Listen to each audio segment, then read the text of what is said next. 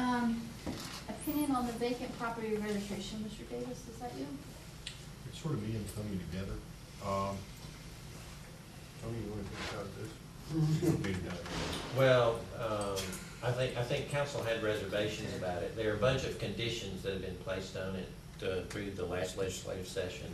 That's why it got taken off.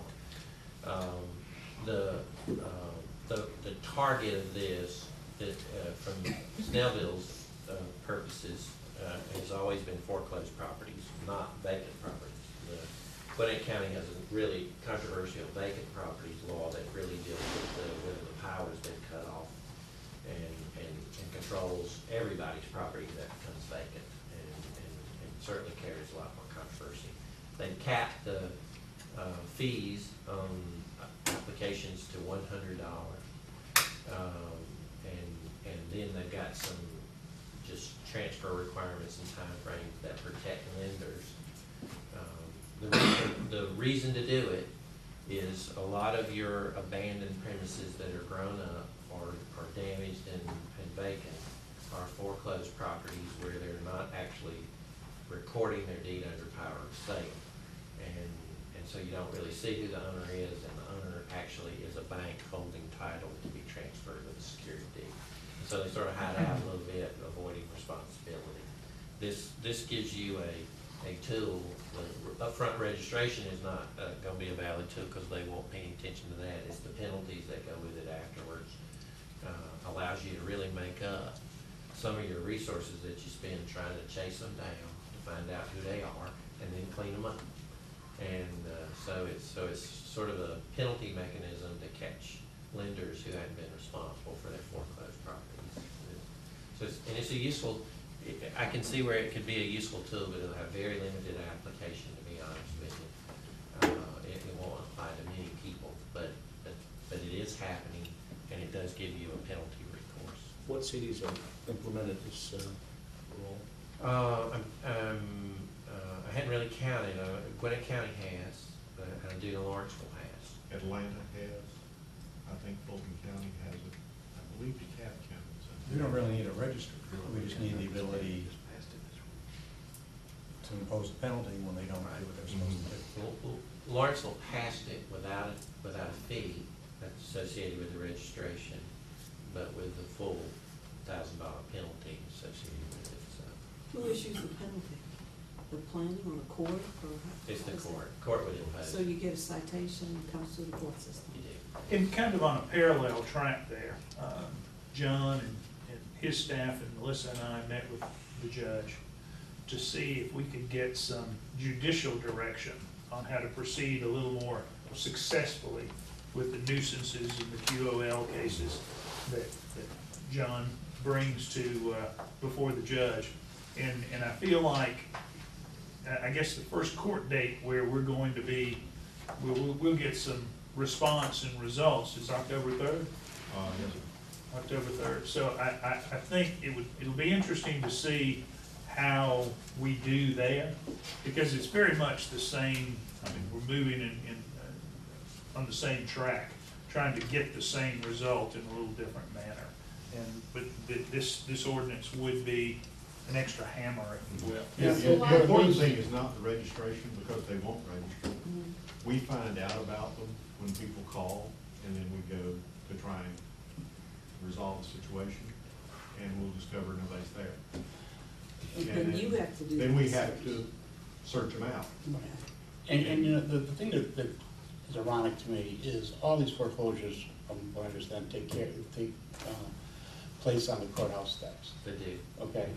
Now, why is there not a statute that says when you sell it on the courthouse steps, you fill out this paper, and before you go into your car from the courthouse steps, you go into the courthouse and you hand that piece of paper to the clerk, and then you get in your car and go home, and then everybody knows 5 minutes after the sale who's got the transfer. Right. I know that we're in inferior court, we can't get that done, but I mean, that's what we should be looking at, and the state should pass that, and then that way, this problem But exists. then the banks would be on the hook immediately. Exactly. And the banks have a good lobby. They have Just a got better me. lobby than I got John. Your nuisance complaints, the tool that Butch was talking about is really getting up to speed now. You know, we're processing 4, we'll process 3 more right after that. And the difference between those two is that with a citation and a penalty of $1,000, you're gonna get your money at the court hearing day. With a nuisance action, you're gonna record a lien against it, and you won't get your money until that property transfers, or somebody needs to pay the taxes to get released from it. We do get a priority claim, but there's a delay in you getting your money too. So this gives you a little faster tool, but really targets lenders. Why don't we do this, since the new nuisance procedures is just gonna go in effect in October, why don't we put this back on our October 22nd work session agenda? If we can have a report back from staff as to how effective the new nuisance process was, and also, Mr. Powell, if we could get a copy of the City of Lawrenceville's registry, that we could look at. And then council can decide then if we wanna go forward with creating our own registry in conjunction with our nuisance, or whether we think our nuisance law is enough. Is that agreeable to everybody? Okay.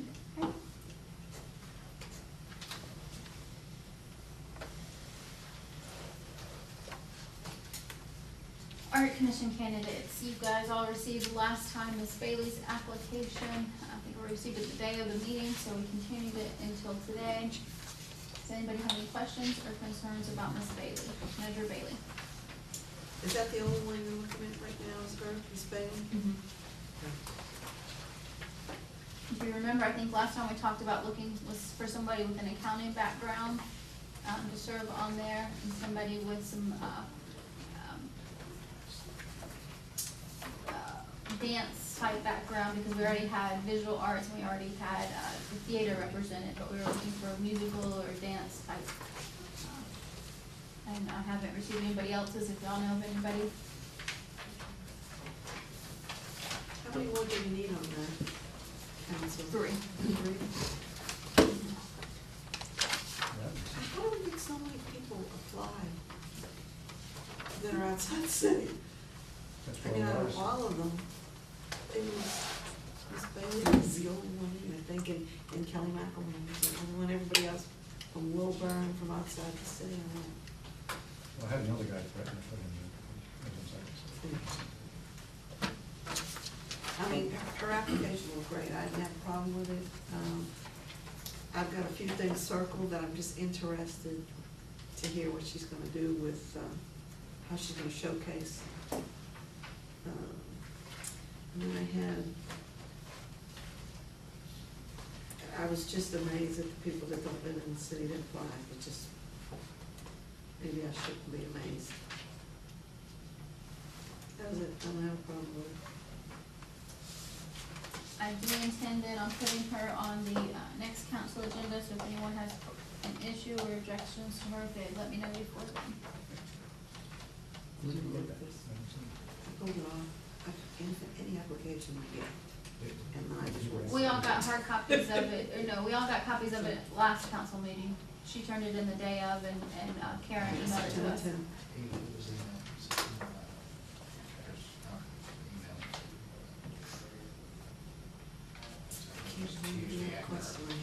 I'll get you later. She was exhibited here, her husband just recently passed away, so she's looking at getting involved, having something to do to kind of take her mind off of being at home alone. Moving on, excess tax on energy. I passed out some bullet points. We had an initial meeting that the Gwinnett Municipal Association put on regarding HB 386, which basically was just the state's tax reform package, package of several changes to corporate taxation last year, one of which affects cities and counties. And just some of the bullet points here. GMA supports the cities signing on to intergovernmental agreements with the county to implement the tax. And if you go down to the next to last one, you can see why. If you do not sign the IGA, if the county chooses to implement it, they get our share of the new excise tax.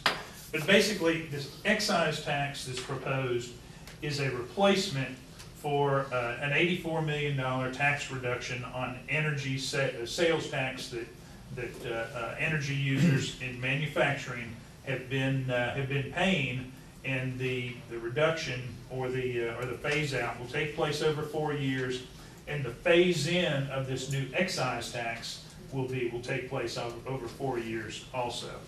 And it all is dependent on the county taking the action to implement the new excise tax. From every indication, I think the mayor and I, and from that meeting, Aaron Bovos, the assistant county manager, was there, and his finance director. I think they're going to take action shortly to implement this excise tax. And we'll have the opportunity to exercise an intergovernmental agreement to where we can share in that. And our share is the same split based on the SPLOST distribution, which is put it in here, I think it's 0.0204, I believe. So that would be our share of a tax that we have no idea what the amount is. The estimated statewide loss, according to GMA, is $84 million based on the energy sales tax being phased out. But none of the energy companies have come forward with any data, so we really don't know how much we would be receiving.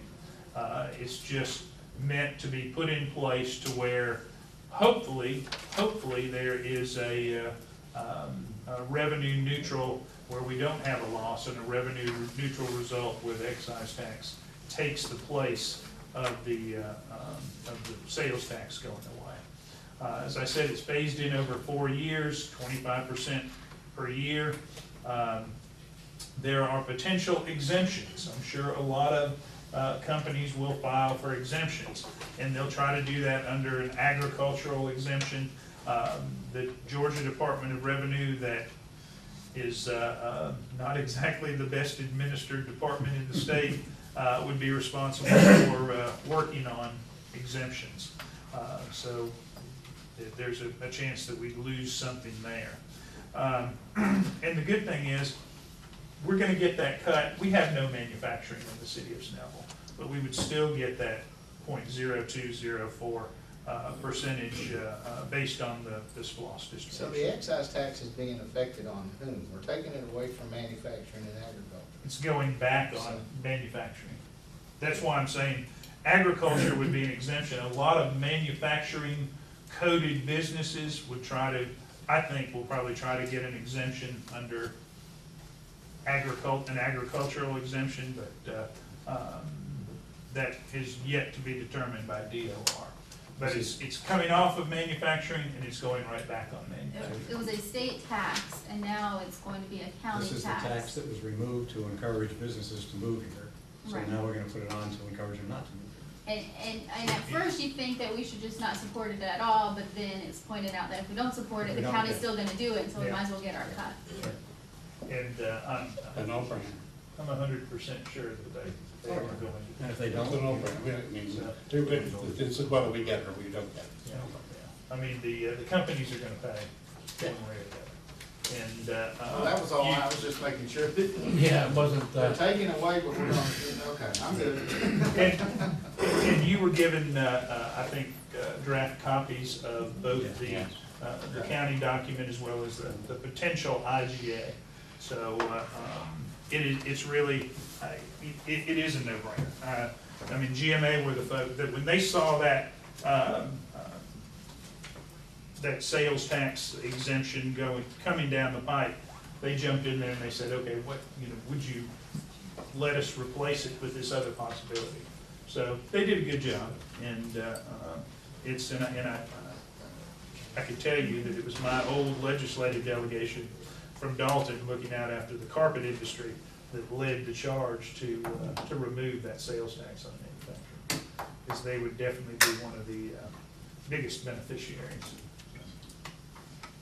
Okay, thank you. Update on Portland William I just restrooms? wanted to do a quick, kind of give you guys an update.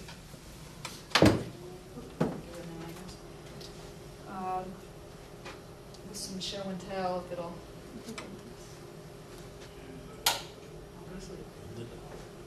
This takes so long to end up there. Basically, this came out of a specially called meeting with mayor and council in April, and we toured the park and pinpointed a few items that needed to be done. So we started with the Cortland Williams Pavilion, and the restrooms over on the other side. We redid, basically, it took about 6 weeks to do both of them. A little over 500 man-hours using staff and community service workers. Everything inside was pretty much redone as far as the color scheme, the flooring, the quarter round, all of that was redone, and it's hard to tell in the pictures. I don't know if Mayor and Council remembers, it was the green, Green, dark hunter green. green. The hunter green. So Gloss, this is, gloss, 100 green, I yeah, remember. so it's much brighter, much nicer. And then the outside we went with, it was a drab gray, so we decided to kind of stay with the trim on the outside and go with the newer color. So that turned out really well also. This was the bathroom, the restroom facility that was right next to that. Men's is on the left side, women's on the right. So we went ahead and changed the color scheme on the. You're almost kind of gave that away. Yeah. Just thought I'd point that out. So you can't tell in these pictures either, but the colors were all in the gray scheme, so the walls were kind of another drab gray, with the floors being the dark gray, so we went with white. It's hard, like I said, it's hard to tell in the pictures, but the walls and the ceilings are all white now, and we switched up the women's partitions and painted those so that they match the other side. So basically both, they're all matching now at this point. So it was, they look much nicer. That was the gray that was on the outside of the restroom facility beforehand, and you could see there was some siding down on the bottom that we needed to kind of replace and fix, and then that's what it looks like now. Yeah, it was brand new. And then Well there's done. both of them together, so. And what we'll do is we'll continue this new color scheme throughout with the pavilions, the open air pavilions, the columns and all that, so we'll try to carry it through the whole park, because it really is pretty nice with the color scheme, Okay. so. Good job. Excellent job. Staff did a wonderful job, they worked pretty hard on it. Like I said, it took 6 weeks with them still doing their other duties and whatnot, so it took a while, but they did a great job. It was a little under $3,000 that we spent to do that, but I am sure had we outsourced that, it probably would have been at least double, so. Were we able to use any of the inmate labor on that? We used them to do some of the mowing so that he could concentrate on this. So we did use them, but not for specifically to do work on the building. The next question, what's next? We're gonna move to the pavilions, like I said, and then there's another bathroom that we're gonna work on. Good.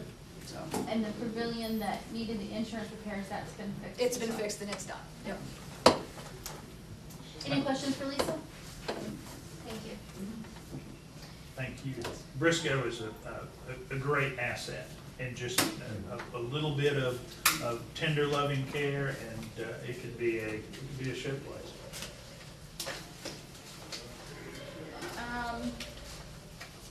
Next is the sculpture. You all should have received a copy. I thought I had one with me, but I don't. Of the proposed sculpture that the Art Commission wants to do for the community garden. Per the resolution that created the Art Commission, all artwork has to come in front of the council for approval. I have a copy of it with me. So I plan on putting it in on the next agenda despite some Not that thing, objections. whatever that was. I think it was adorable, and I think a lot of people commented to the fact that it was, so. Everybody I showed it to, including members of the Art Commission, looked at me and said, "This is a joke, right?" I don't know what members of the Art Commission, because they all approved Jonathan it. Cates had no knowledge of it. He was there, he was at the meeting when they approved it, so. He said, the only thing I even know about it was 4 months ago, we talked about putting sculpture up. I don't know, I've heard people from the community garden thought it was nice. I think it's nice. I plan on putting it on the next council meeting, and y'all can say what you want about it. I mean, It's not supposed to be fine art, it's for a community garden, it's supposed to mimic a scarecrow. The tools have all been tentatively donated from Home Depot. That's what Swanee did. Okay, that's in their community garden. That's in the community garden. And we're gonna look, you put that up, it's gonna be a laughingstock. It's not community garden. It's just The their tools have all been donated. The welding class at Maxwell High School has agreed to do the welding. Some of the tools have wooden handles, so not all of it would be welded. It would actually be drilled in. And they've agreed to do that as well, so we'll put it up for discussion. But I want to let y'all know that's, I believe John Duke did the sketches, and I don't know what. John Duke drew that? John Duke's is that drawing? Really? Was he on medication? No, seriously, Really? everybody, without exception, everybody I showed it to said, did a 3-year-old do this? Well, each is entitled to his opinion, so we'll put it up and. That's why they see call what it happens. art, guys. Exactly. Come on. Art is an eye for it. That's why they call it art, you know?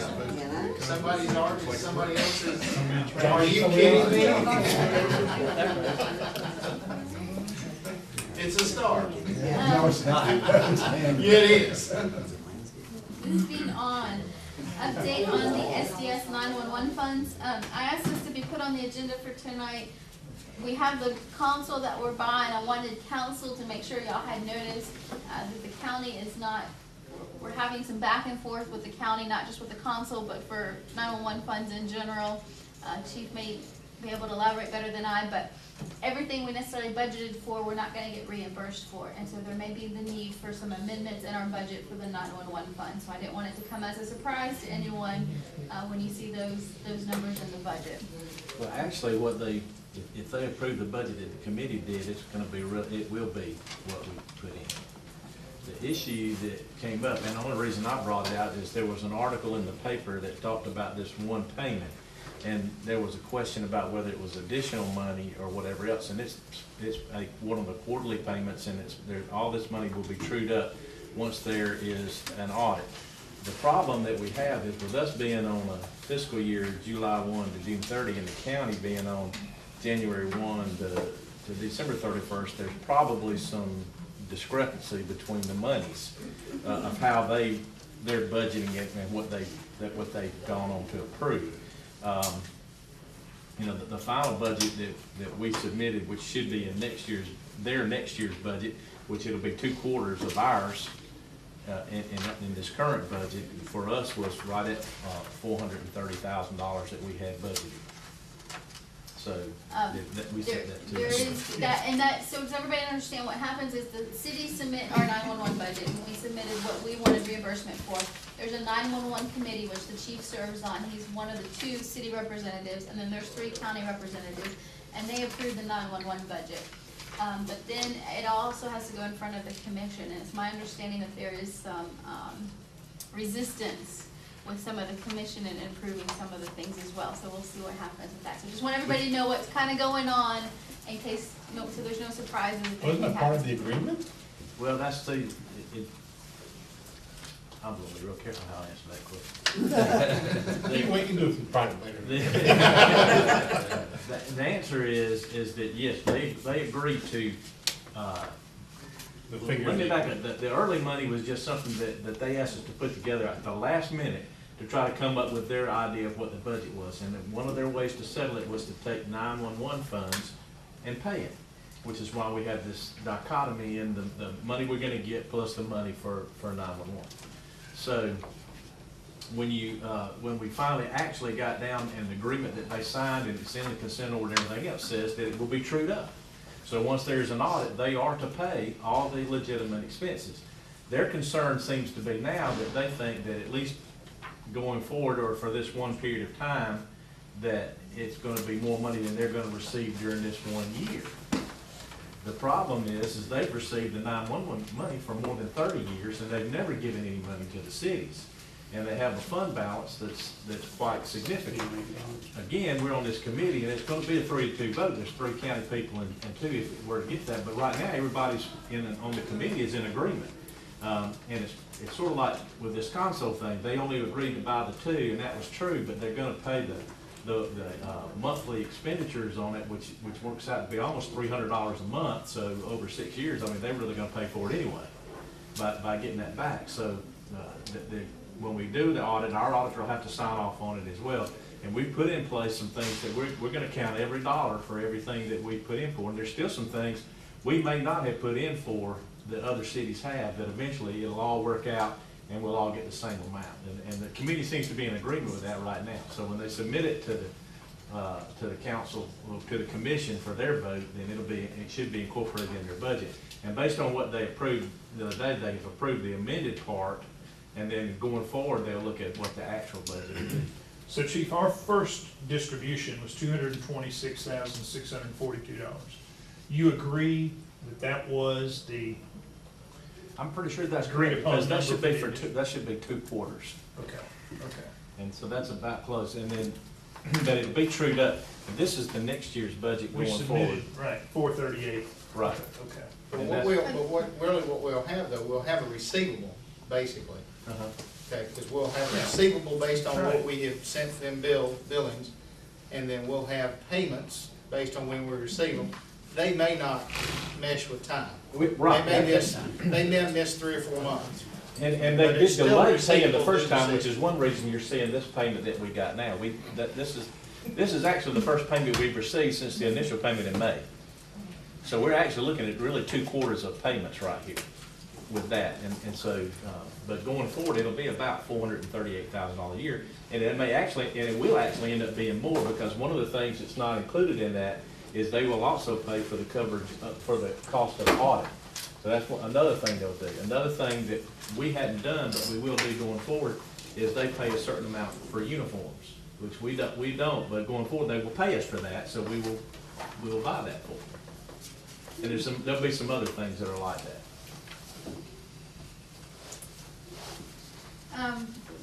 Community garden lease, I know we haven't reached an agreement yet.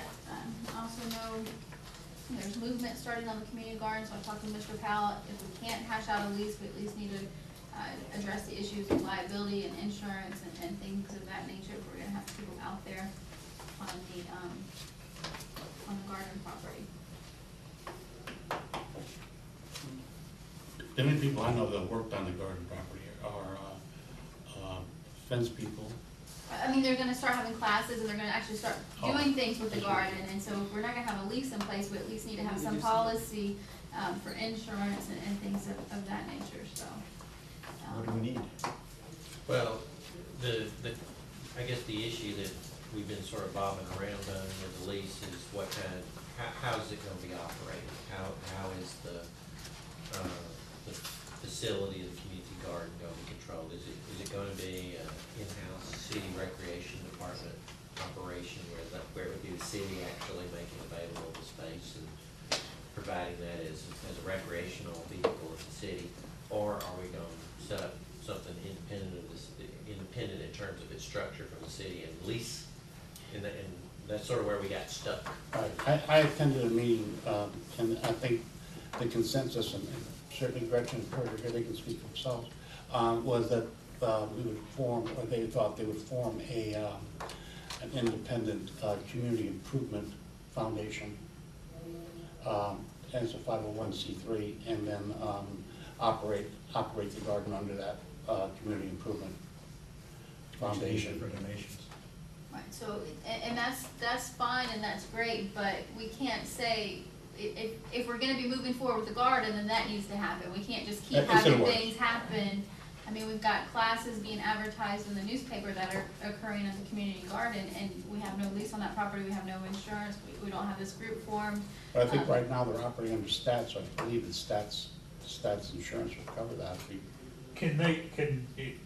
I'm not sure if that's the master gardener Yes, classes. that's the but master gardener, if- they don't have if- anything. If she could work through Lisa and make sure that we have everything we need from the rec standpoint, the property standpoint. And either one of those we'd be back to the lease. And in the lease, there weren't many issues with the lease, but the sticking point was the utility cost. you know, the operational cost of utilities. And that, I think that's where we got, when it came down to just issues to be resolved, I don't think there's a lot in the lease. I mean, it does shift the insurance responsibility, gives an indemnity to whoever the operator's going to be. But then, when you get right down to it, the question becomes, okay, who pays the utility bills and the water and that sort of thing? And that was, you know, when you get to what we just described, either foundation, you know, 501c3 or stat, and there's not a stat agreement in place. So in order for stat to insure it, there's gonna have to be, you know, we're not there Well, yet. let me ask this, if it's not yet leased, then it's still city property. It is. And couldn't those classes be held under Parks and Recreation like the other That's classes? what And they Butch is can. saying, That's but why they need to Butch- go through Lisa with Yeah, that, Butch was nobody talking has. about coming up with a form like you do when you lease when somebody's using. I'm sure Martha one would of the- deliver it, comply with anything you need. It's just, it's a matter of communication, if that's gonna happen, then before it's out there being advertised to the public, staff needs to know about it, so they can prepare for it. And it's like I told her, if she needs to go inside, Lisa's got space there.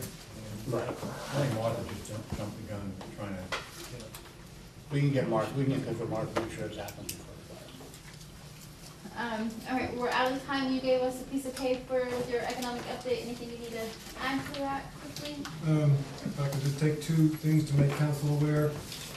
Our Create Award was recognized in the partnership Gwinnett's mail out that they do quarterly. They use it as a business promotion and everything, and so the last page in there is recognizing again that we've got that award this summer. And then, in their entrepreneurship part of the Chamber Partnership Gwinnett, they are starting to build a small business resource guide. And we are the only city that's mentioned under general resources for Solis to come in because of our Snellville Entrepreneur Council and the other work that we've been doing there. We are also mentioned with all the other cities back there for business licensing and stuff. But it's nice that we have the ability to, when businesses look in that general assistance part, they're gonna find us as a friendly place to do that. Good deal, good job. That's cool. All right, and then just know that you have two zonings coming up for first reading on our next agenda. We'll be in adjournment, we'll reconvene in about 5 minutes. Oh, yeah, she sent this to, he sent this to me. Yes.